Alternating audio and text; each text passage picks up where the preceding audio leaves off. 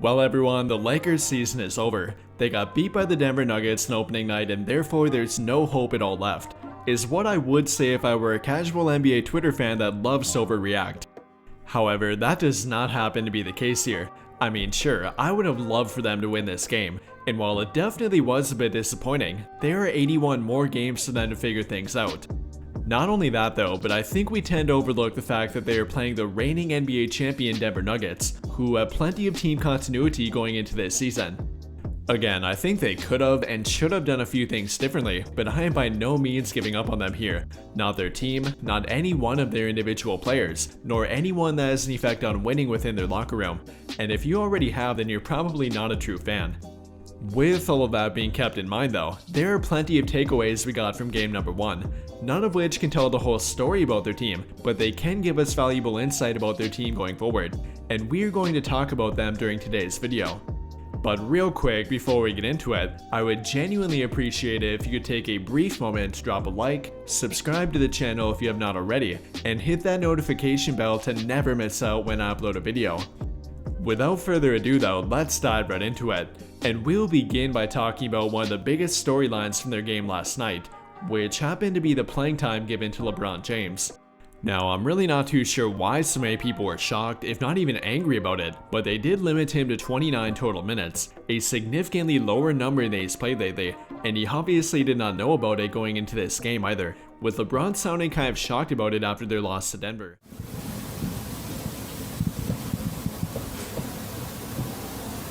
You asked me what? What are you asking me, Mike? So just the minutes load for even this year, relative to what it's been in the past, and like how much it being a little bit less and how you kind of process that. Whatever. I mean, listen. I always want to be on the floor, especially when you got an opportunity to, win a game or you feel like you can make an impact. But I guess there's a system in place and. Got to follow it. And LeBron, if this minute range continues, is there any minor adjustments that you had to make while you're on the court in terms of, I don't know, like making the most in a limited amount of time? Listen, at the end of the day, we didn't win, but I think for me, my performance and what I did individually and the time that I was out there, I think I was productive. I think so. I was a +7 for the game, no turnovers, so. I like the no turnovers more than anything. LeBron, are you or were you surprised by the minutes thing today, and are you upset over it?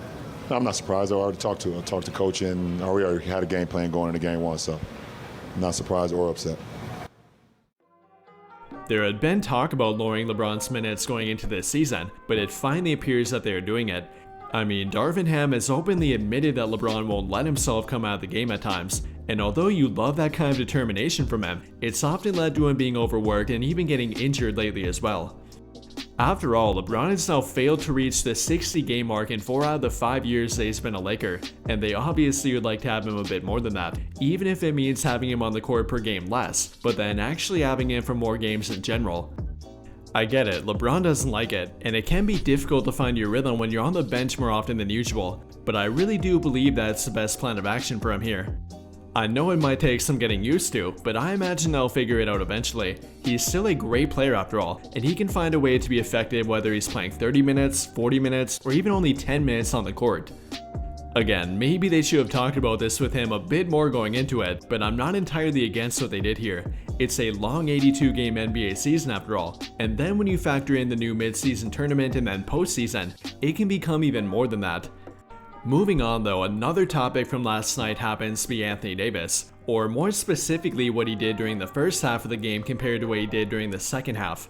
If we take a look at the stat sheet, he had 17 points by halftime, but then finished the game with only 17 total points. Now, points per game are not the only thing that matters, but it definitely was a bit disappointing. However, I do believe that context matters here. It's not like he was being defended the same way they was in the first half. In fact, Denver made him the focal point of their defense during the second half. I mean, I don't think that should have completely limited him out there like it did, but I understand why he looked different out there. They began double teaming him, crowding the paint, and forcing other players to knock down 3-point shots, which not many of them were able to do. Other than Taurean Prince, who we'll talk about here in a bit, nobody else really made them pay in regard to their role players, and I think that should be talked about as much as the second half from Anthony Davis is being talked about. Though unfortunately, I know we love to play the blame game, and Anthony Davis tends to be the popular target. Again, I do believe he should have played better during the second half, but the entirety of the blame should not be put on him alone. I mean, their transition defense and rebounding were much bigger issues for them compared to Anthony Davis not putting up a bunch of points during the second half, and then not to mention the underwhelming production they got from their role players.